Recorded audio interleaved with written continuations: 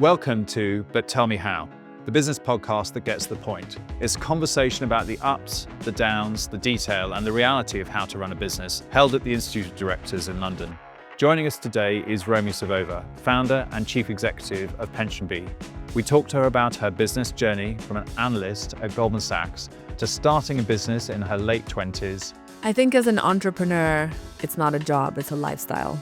To founding the UK's leading online pension provider. It's pension money. It's a brand that requires trust for 10, 20, 30 years. We talk about all this and more as Romi joins us on But Tell Me How. So tell me a little bit about your background. You've been in the UK now for 17 years, is that right? That's right. And where are you from? Well, I was born in Bulgaria and lived there in my very early childhood years, actually while Bulgaria was still a communist country, and remember some of the effects of that. And then we moved to South Africa when I was around 6, and I spent most of my childhood in South Africa, growing up, wonderful weather, business opportunities, not quite the same. And how did your family get out of Bulgaria? Because that's quite a big move, especially the communist times. Not easy necessarily to leave. Absolutely. Well, we left just as communism was falling apart.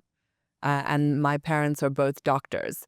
And at the same time, there was a huge need for doctors in South Africa.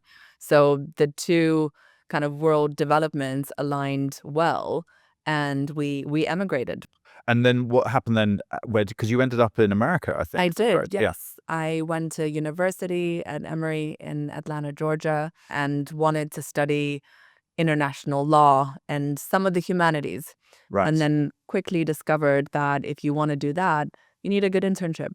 Right. And Okay. along came Goldman Sachs, which ended up captivating me into the world of finance. But how did you decide to go to America? Did your parents say that you need to go to the US to, develop? Well, it's hard to think about how you make these decisions as a teenager, but I always knew that I wanted to do something and to get out there and to have impact and to make change.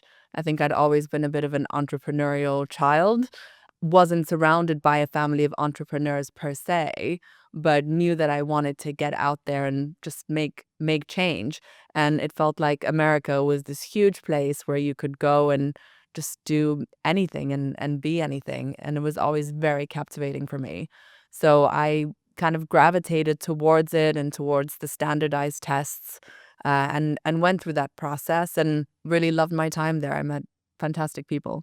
And were you doing your internship in America then, in New York at Goldman? I did. I started in New York at Goldman, covering countries, so sovereigns, as they're called in financial services, and banks, and had a good view around the macro environments and how much country risk the firm should be taking at any given moment.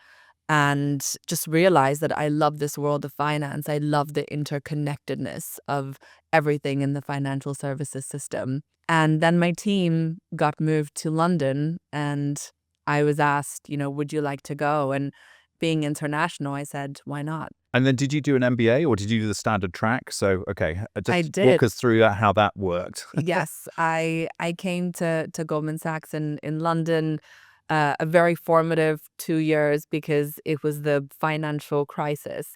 I arrived here in 2008, and it was just before the collapse of Lehman Brothers, very new in the workplace. Suddenly, in the risk management department, had to deal with banks going bankrupt and collapsing and everyone just being in full-on panic mode. So a very formative experience and risk management lessons that I will carry with me forever.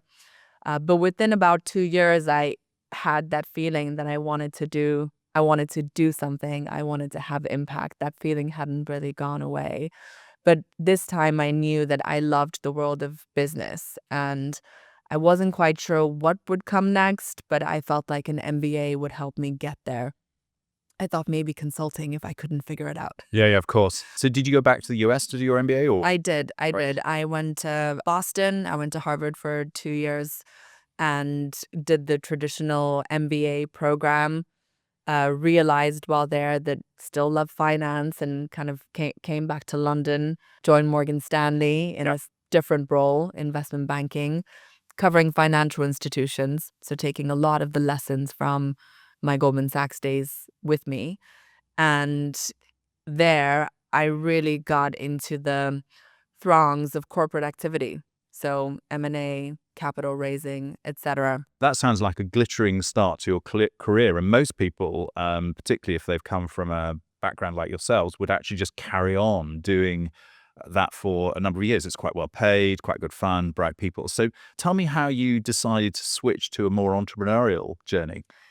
Well, it was that impact itch that just wouldn't go away. And I think it is very hard to find that in professional services where you are not in the driving seat. You're giving advice, and I think it can be very valuable advice, but you're not actually driving. And so within a couple of years, I thought, I want to take this experience. I want to make impact. And I joined a company called Credit Benchmark in the very early years of its formation. I think it was around the time where the first client was coming on board. Contract hadn't been So this signed is yet. pre-revenue. This is Pre-revenue. Wow. Okay. Completely pre-revenue. I joined as employee number 4, kind of stepped out of that, as you called it, glittering corporate world and into a place where you have to, fix your own chair and printer and and hopefully it works out. But you end up performing kind of 10 different jobs all at the same time. And I actually really enjoyed that because it's a lot of doing. It's being very practical. And when I was there, having left Morgan Stanley, I had to move this pension that Morgan Stanley had given me. I couldn't stay at Morgan Stanley. It had to come out. And so I started looking around, and I knew a bit about the pension market. I'd worked in financial services for a while, and I knew some of the reforms that were coming through that meant everyone would end up having a pension through automatic enrollment. So I knew that there were big changes coming, and I was firsthand experiencing them as a consumer with this account. So tell me a little bit about what inspired you to get going with PensionBee. What was the problem you were trying to solve for customers? Well, when I left Morgan Stanley, I had my own workplace retirement savings account, my own pension, that I had to do something about. And I found the whole process incredibly difficult, from trying to find a provider, and most told me to get a financial advisor. No financial advisor returned my calls. Because you had presumably too little money to make it work. Yes, and it wasn't even that little, in my opinion. It wasn't, it was something that I thought was meaningful Significant to you. to me. Yeah. Exactly. And I couldn't understand why no one would call me back. And then I found one of the larger investment platforms that even as a financial services professional, I found wildly confusing, and ended up picking a poor investment product with secret high charges. So it just felt like there had to be a better way, a simpler way, because millions of people would find themselves in this position and would not want to go and become financial services experts in the area of pension consolidation. You said a couple of things there which are really fascinating. So the first one is these secret charges. Can you just explain how you can get ripped off with your pension investments in the industry? How does that happen? Well, the financial services industry and the investment industry in particular does something which I find bizarre. It will separate your charges and put them in different places on the website. So when you go shopping for a loaf of bread, you see the price, and that's the price that you pay at the till. When you shop in financial services, you might see a platform price. But on top of the platform price, there is a fund price. And that fund price is somewhere else, often very far away from the platform price. And unless you know that you have to look for at least 2 different charges that then need to be added up, you probably think you're just paying the platform price, but you're not. And there's many more, aren't there? So there's not just the platform price. There might be dealing fees. There might be a number of other ways in which your investments are going down in value as a consequence of these charges. Absolutely. Those are just the two biggest. So you had this idea. Tell us how you got going. It started off with that experience of there's something wrong here. I have this account. I can't find anyone to take it. It feels really, really difficult.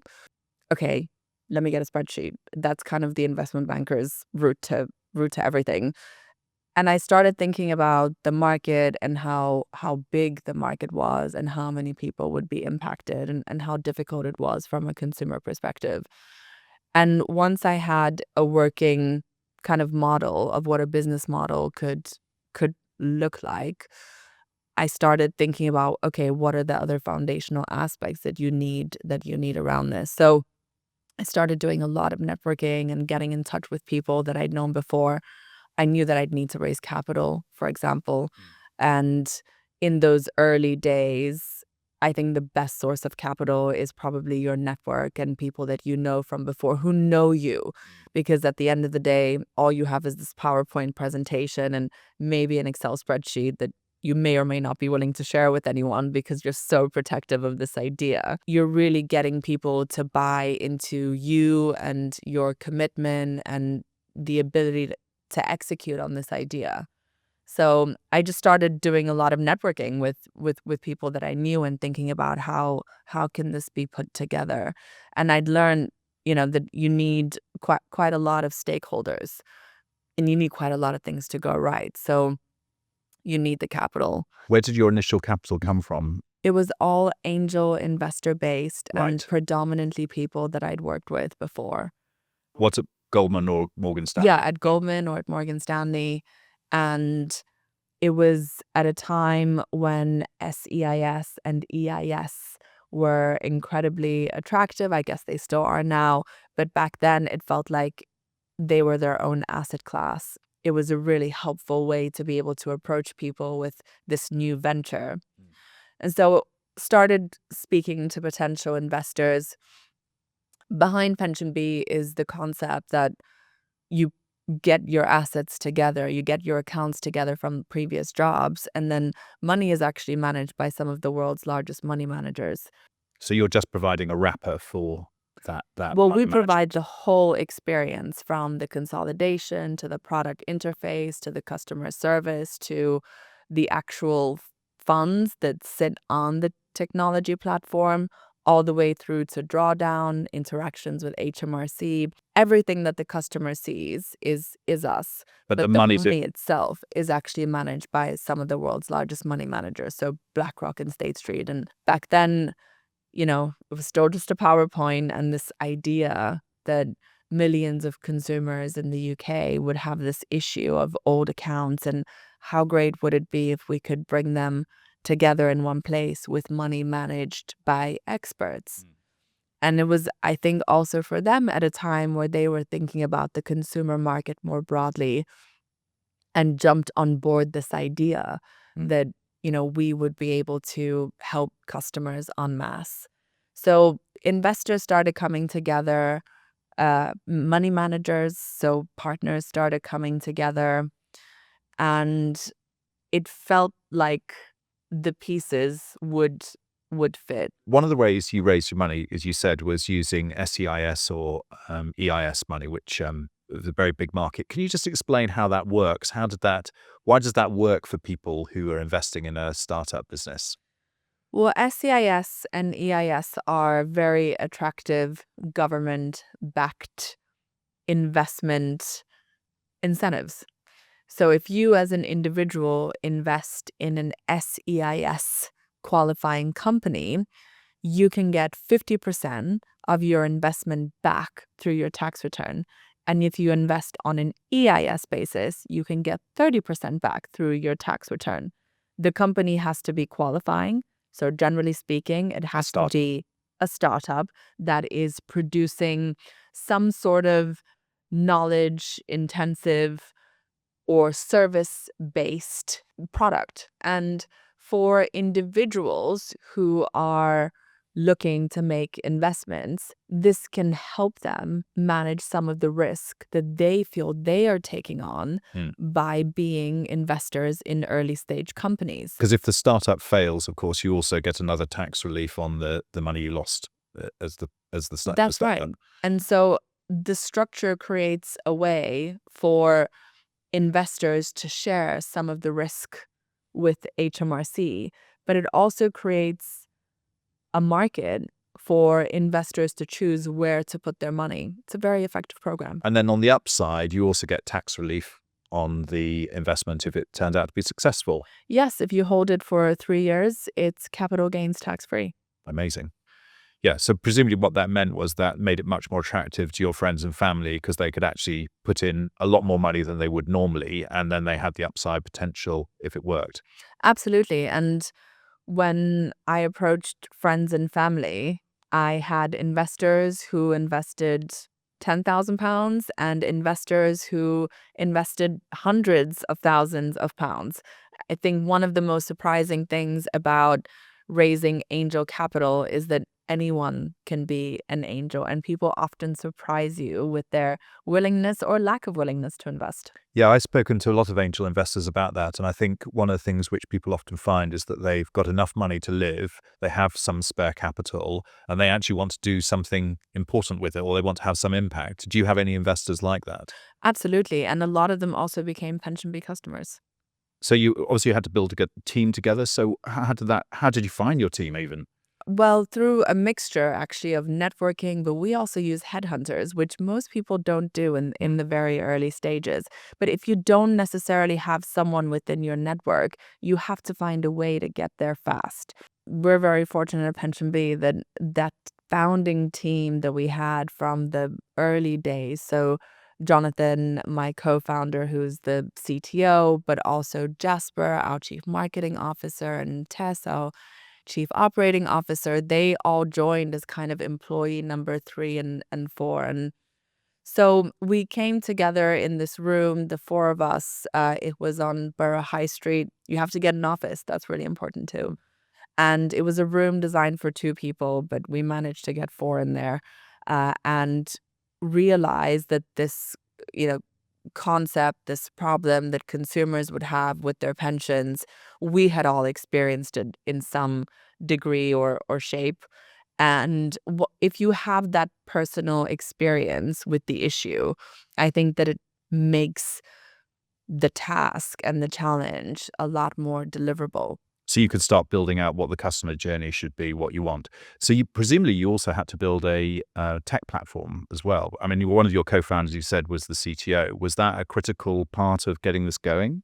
Absolutely. And at that time, and so much of this is about timing and, when you start and what is available to you. But the concept of cloud native had really, been popularized, but not in pensions.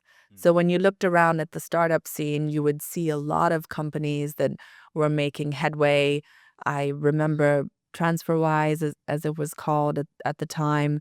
In payments, you were seeing new banks starting up, but you weren't really seeing anyone in pensions. And I don't think cloud native was anything thing. that would have been explored in the pensions industry. So those cloud native platforms, and we use Salesforce, were integral to being able to create something that would be able to scale in the way that we needed it to scale, and ultimately at the cost that we needed it to scale. What's the reason why that's so important for your business? Well, cloud native basically means that you can serve millions of customers without having to buy loads and loads of servers and hide them in a basement. So it's a way to enable software to be delivered to individuals at a very low unit cost. Of course, you have to customize that software, which is what we've done. We use Salesforce as a platform. Salesforce is not a pension company. It's a customer relationship management system. But you can take cloud native systems and repurpose them for your specific need, which in our case is pension management. And so you can scale up really easily because you don't have to invest in the data centers and everything else that already exists. And those data centers are just as an explainer, AWS, Amazon Web Services, or an IBM service or whatever. Yeah, and they're widely available. Yeah. And so that presumably also means that you can get your cost to serve right down. So therefore you don't have to charge as much to the customer. That's right. And you can focus your efforts on the unique intellectual property that you are creating as a business rather than recreating aspects that already exist. How did you meet your co-founder, the technology person? Well, the beauty of 2014 is that there was a lot of networking and shortage going on. And so, me looking to start this business and knowing that we need to create the foundations for it, I knew that I wasn't going to be the technical person. I was going to be the financial person. And so, finding someone with that technical background is actually something that I was actively looking for and looking to meet people that had it. And Jonathan at that time had his own technical consulting agency.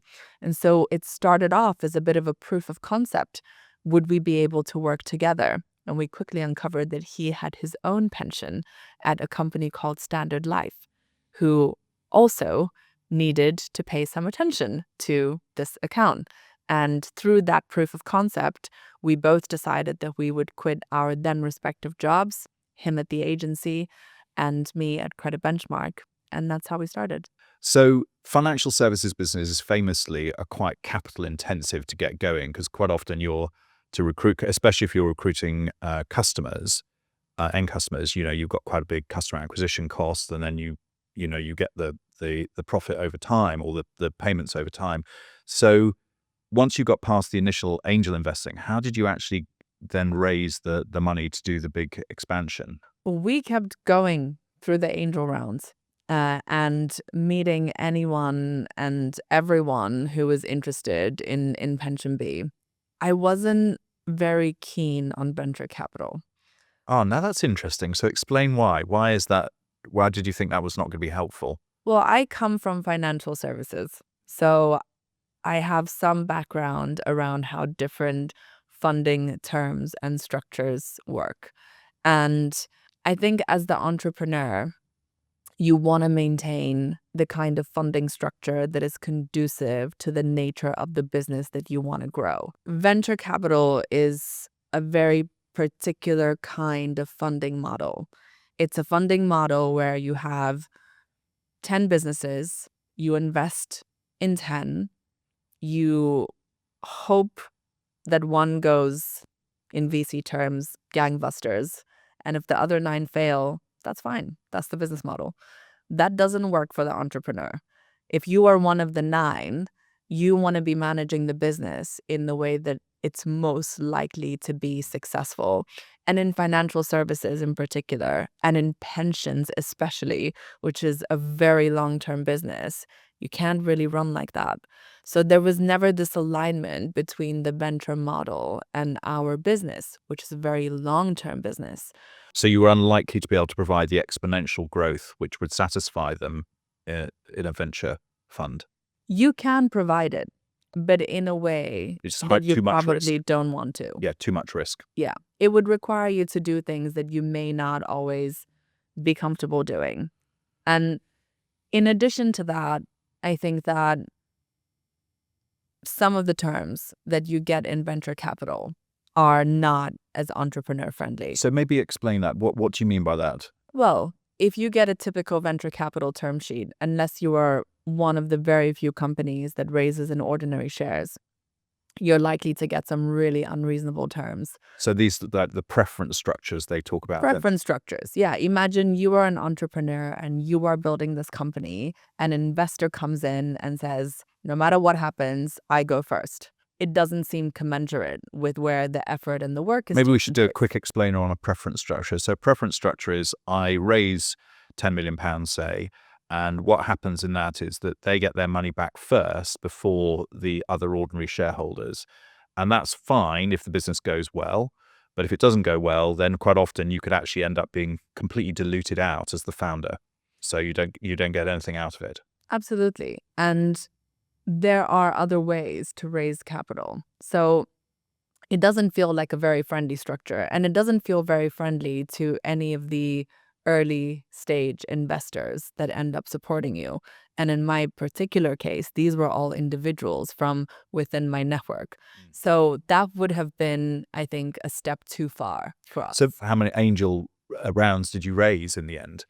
Oh, Many. many, Yes. many, many. And you end up constantly in this process of fundraising.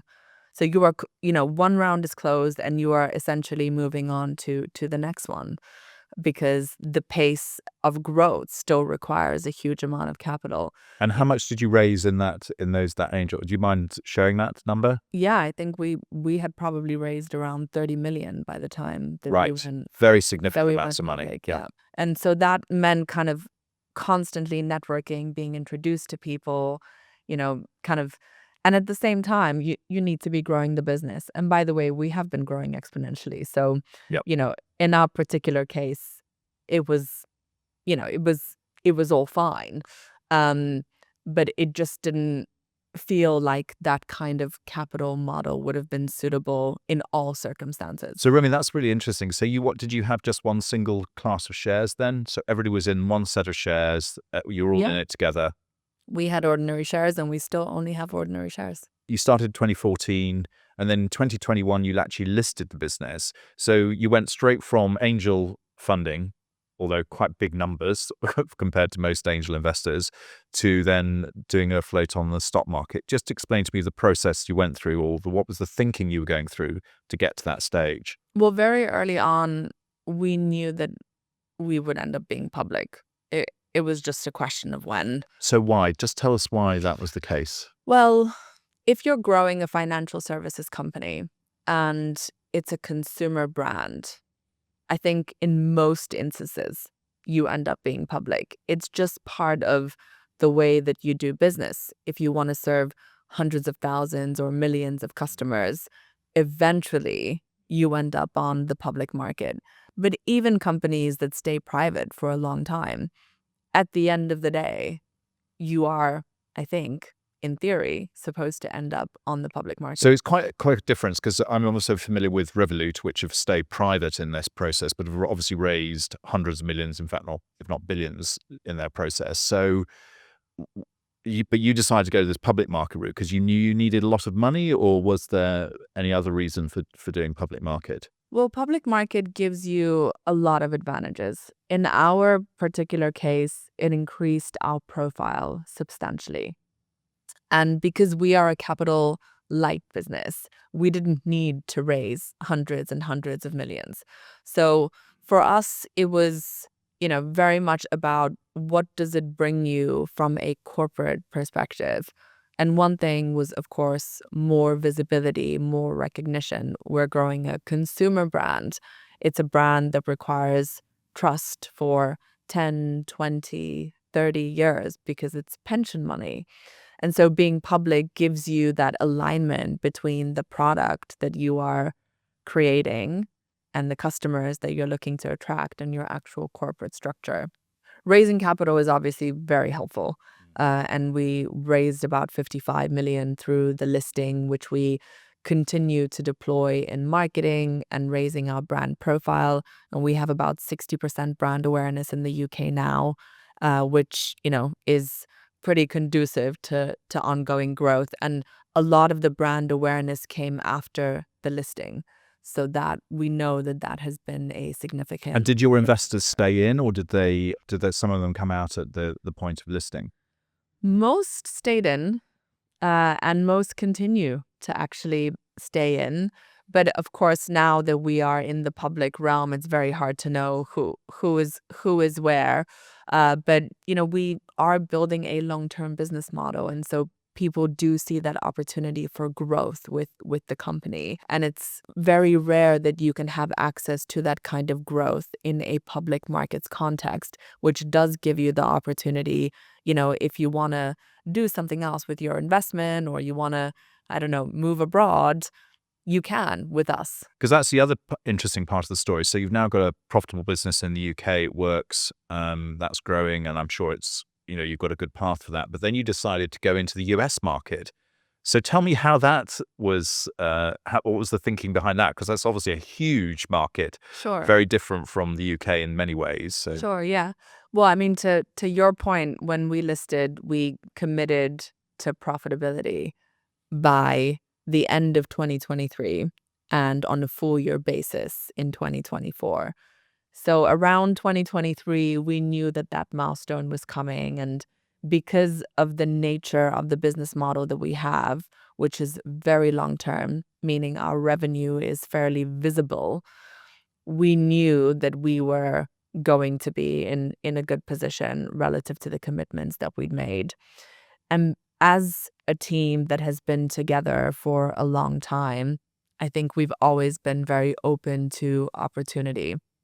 So when we started having these discussions about the US with State Street, who had been our partner since the very early days and inception of PensionBee in the UK, we were quite intrigued. We had done some work on the United States previously, and we recognized a huge market opportunity.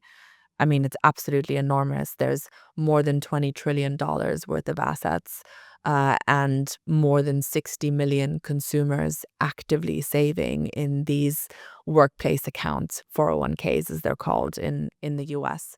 So we were very intrigued. We liked the market. We weren't quite ready to do something like that until we knew that profitability was going to happen in the UK.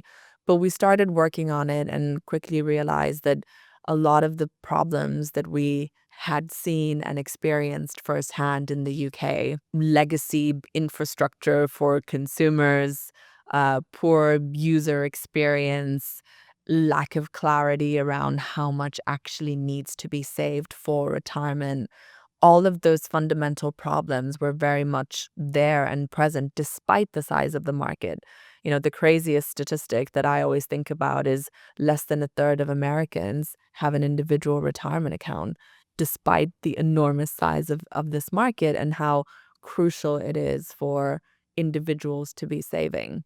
So there were a lot of similarities around the market structure. We were approaching a very good position within the UK, and we happened to have a partner in State Street that we had known for almost a decade who wanted to do this together. And those tend to be the good building blocks and the right ingredients for an international recipe. We had done a lot of case study work. We actually had a team from Harvard Business School come and look at the US as a market opportunity for us. And one of their main conclusions was, if you're going to do this, you need to do it in partnership, because it is similar fundamentally, but it is also a very different structure and environment. And it requires you to localize and to pivot when you need to pivot. And doing that with a partner, I think, increases the likelihood that you'll be able to get to the right place quicker. somebody once said to me, the great thing about Britain and America is it's two similar countries separated by the same language. And it's very different, as you say. Yeah, Yeah, good stuff. absolutely. So long journey starting in 2014. Now in 2024, is the business now profitable? Yes, 2024 was our first full year of profitability in the UK. And also, even though we invested a lot in our new US business, we recorded profitability at a group level too. That's a great journey to go on to, because I know how hard it is in financial services to get to that level of profitability, to get to profit, because you've got so many startup costs and so many customers to acquire. Absolutely. So here you are, you set up now with this amazing opportunity in America. Business in the UK is working. What's the one thing that no one asked you about your journey so far that you wish more people understood? I think as an entrepreneur, the most important thing you need to understand is that it's not a job, it's a lifestyle. And transitioning from job to lifestyle requires quite a big mental shift. So tell me what you mean by that. What's the shift? Just give us some examples of what that shift in mentality means. Yeah, I mean, I think when you have a job, you can compartmentalize fairly, I think, successfully. You can think about when work starts and work finishes, and then when it's not going on, it's just not going on. I think when you're an entrepreneur, that never happens. You are always on. And so you really need to enjoy and love what you're doing, or it's not going to work. And so I think the most important thing to understand if you want to do it is you have to love it because you are committing a lifestyle to it. That's a great answer. Um, The other question which I was going to ask you, because we briefly touched on it, how you built your team, you used headhunters, you used your network. Are there any other pointers you would give to people around how to build that startup team, which are now still with you and still working in the business? So Yeah, I think you need to find people who believe in the same things that you believe in.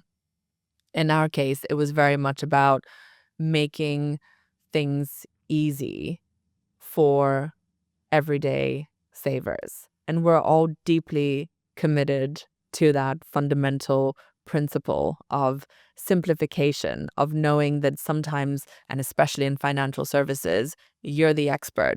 And actually, you have a responsibility to make sure that you're doing the right thing for your customers from that position of knowledge.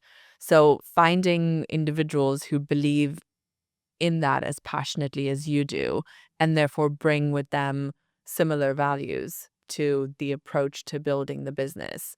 and Is how close are you to as a team? If I go into your office and see you, is it very obvious that there is a founder team that working there?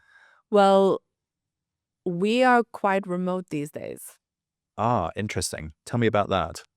When COVID hit, and prior to COVID hitting, we were predominantly in office every day.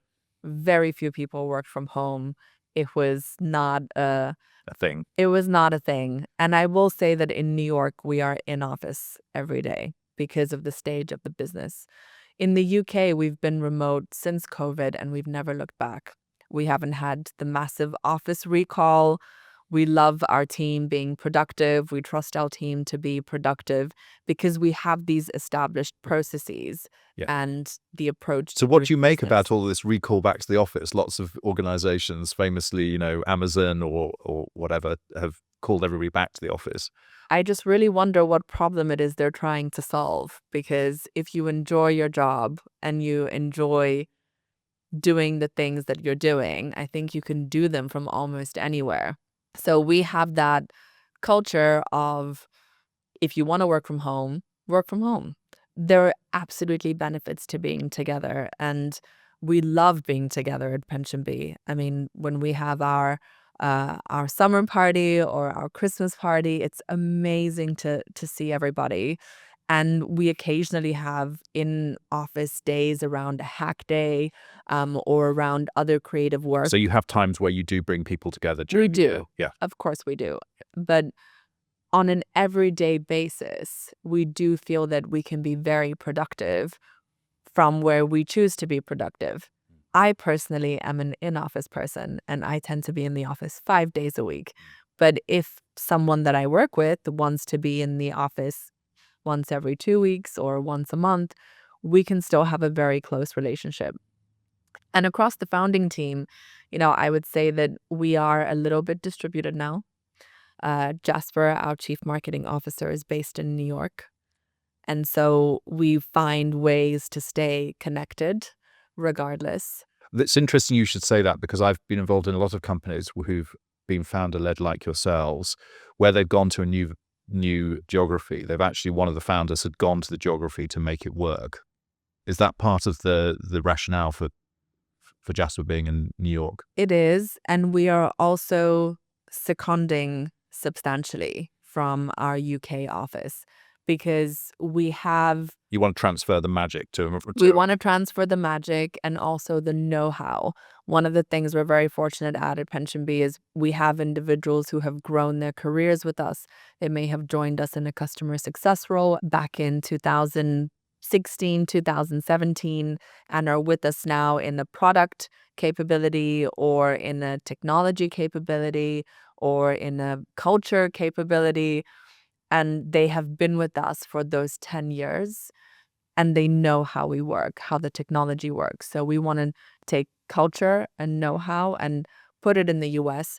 But also, I think we've hired really well in our US team. We have found people who believe in the same things that we believe in. Just switching gears a little bit, Along the way, presumably you've had mentors or people who've inspired you. Can you tell me a little bit about the people who've helped you? Absolutely. Because we wanted to be public very early on, we started building a board almost since day one. And one of the most crucial individuals to join the company was our chair, who has been our chair since we were that tiny Oh, company really at the start? Okay. at the very start, all the way through and past listing. So Mark Wood and I have worked together for, well, since inception. And So that'll having, be over 10 years now. Yeah. it will be about 10 years, Yeah. yeah. And having somebody who I think has gone through the entrepreneurial experience themselves, but also having done the listed company for me was incredibly valuable because you can find someone to relate to regardless of the stage that you're at. Funny enough, I actually played a similar role in a couple of the companies I work with. How did you find Mark? How did you find somebody you'd want to work with? That was the other part of it, I suppose. Well, he was introduced to me by one of our investors. And that whole concept of constantly networking, constantly, and that one I have to say is predominantly in person. So constantly networking, constantly meeting people introduces you, I think, to individuals where there is that click and similar approach to doing business. Yeah. But perhaps with that breadth of experience that, as a 29-year-old or as a 30-year-old, you may not have yet. You've been here because of your success, and you said something very interesting to me when we were starting off on this, but tell me about your biggest failure. Yeah, entrepreneurs don't do that. Great. It's not that you don't fail, of course you do, but you don't see it as failure. I think you frame almost everything as learning because that is what gives you the mentality to learn and then do better, learn, do better, learn, do better. And I think sometimes if you dwell on things that don't go well, you just get into this place where the mindset is not conducive for growth. You said something amazingly insightful to me when we were talking about this before the interview, where you said, it's only in Britain that people ask me the question, what could go wrong? Well, that's maybe it's a bit of an exaggeration, but generally speaking, I work with investors who are UK based and who are US based, and you do end up having entirely different conversations. Maybe because the language, as you said, is so different. But in the UK, I will often early on in a meeting be asked what could go wrong. And of course, we've got that covered. I mean, we invest so much in our risk management. I have a risk management background myself. But the point around, I think, investing is not about protecting about what could go wrong. It's about finding what can go right. And so that mentality, I think, is really quite necessary in the investment market. So that's a fantastic piece of positivity, which I'm a great believer in positivity. Where do you think that came from? I mean, because your background is not necessarily one which is conducive to positivity, moving from Bulgaria to South Africa, then going to college in America, HBS, investment banks are famously tough environments. Where did that positivity come from? I just love doing things. I love having impact. I love doing things. I love learning new things. And I think seeing impact on customers for me is probably the biggest driver. So I'm constantly surrounded by positivity because of the impact that we're having. I just wonder if your journey was maybe because the world opened up to you when you actually moved around these different countries. Maybe that was part of it. I think that very well could have played a role. Yeah. You've got this amazing entrepreneurial career, which is work, but you said it was almost a lifestyle choice. How do you balance the rest of your life with this work? Oh, everyone just gets involved. Is I think the way to do it. I mean, I have 3 kids. I have Which is extraordinary to me that you've got this incredibly intense entrepreneurial existence and you've got 3 children. So tell me how you make that work. Oh, they love PensionBee. They are kind of with me quite a lot. What, in the office or? Not in the office because they all go to school now. Yeah. But they generally accompany me to whatever it is that I may be doing. So with my son, we go to football a lot. We sponsor a Premier League club, and thank goodness he likes football, because otherwise it might be quite torturous to have to watch so much sports if he didn't enjoy it as much as he does. So he comes with me to a lot of the games on the weekend whenever we do Oh, yeah, PensionBee that's right, family because you're gathering. sponsor of famously of Brentford Football Club. Yeah, Yeah. we sponsor the bees. You kind of weave things together. They come with me when we have our Pride picnic, which is something that we do once a year. We go to Regent's Park, and a lot of the team bring their families too. I would say we're a very family-friendly company, and they just kind of get involved. So just walk me through how your typical day then works with children and everything else. And presumably your partner's working too. Yes, he's also an entrepreneur. Oh, my Um, word. Okay. So there is a mutual understanding of, what that means. And we divide quite well, I would say. I do the morning drop off of two out of three, and then head into the office for a fairly full day. I'm home usually by 7, which gives me the opportunity to kind of do the bedtimes and, well, whatever it is that happens at 7 o'clock, usually a lot of protesting against bedtime. And then around 8 p.m., I dial into my US calls. So the clock kind of keeps turning. And your partner has a similar kind of rotation or an opposite rotation to you to make that work. Yes. His company is at an earlier stage. So his business started after mine. It was a couple of years ago. And so they have a very flexible approach. But, it is those early days of entrepreneurship, which means always on. Not everything in business is exciting. Tell me one boring thing which was really important to you to actually make it work or make the business successful. I suppose just a lot of diary management. This is where I feel like AI can have the biggest impact, because I would just love for AI to come and sort out my diary and move conflicts around and redo them. But yeah, I manage everything myself. I don't like anyone else touching my diary. Do you actually even have a assistant? No, no. I Neither do I. Yeah, I don't like One it. thing, yeah. I want to do it myself. Yeah. I just wish that something really, really smart would come and spot the conflict, raise it early, and then help me resolve. That's probably the most boring thing that I have to deal with. So what's next for you and your business? Because you obviously this amazing startup. You're making it work both in the UK and now hopefully in the US.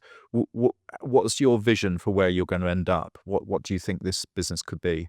Well, I have a very long-term vision.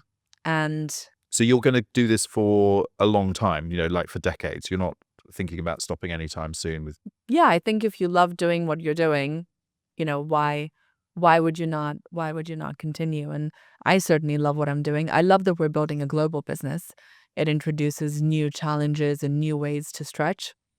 I think also if you're building a retirement business, it is by definition a long-term business. And you need to be doing the things now that you think will be important in 10 years' time, whether that's building brand or whether that's investing in localized technology. You need to have a very, very long-term view on what the world will look like 10 And what years do you from think now. that could look like for PensionBee? What do you think the business could be?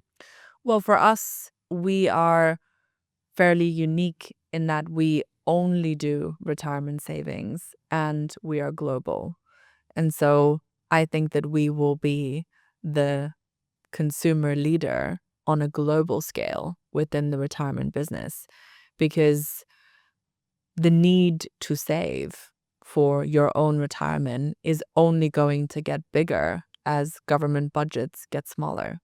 So that very long-term need of customers, I think, will propel us to be the leader in the segment. What bit of advice would you give to our listeners or our viewers on around your entrepreneurial journey? Yeah, maybe people who are early career or first time entrepreneurs. What do you wish you knew when you started out? I would say just do it is probably a big one. Sometimes you can get in your own head about doing things, and get out there and see what happens, and give it your all, really. Don't do it halfway. I often see people trying to do it halfway, but I think if you throw yourself in, you have the biggest chance of success. Now, you're interesting person because you're sort of in the UK now. I think, you've been here for 17 years or whatever we talked about earlier, and so you can now describe yourself as local. But what advice would you be giving to business in the UK? How do you think we could structure things in the UK to be better? Well, there's definitely a lot to be said for red tape and regulation. There's just too many regulators with too many regulations. And once you've been in business for 5, 10 years, you can start to see where there is unnecessary overlap. Regulation is a good thing. Regulation exists for a reason, and you need to have good regulation. But if regulation is your growth industry, that's when you've got a problem. And there are a lot of rules that have been introduced with good intentions, I believe, but have maybe gone too far or been too prescriptive and haven't really thought about the real world consequences that business ultimately has to deal with.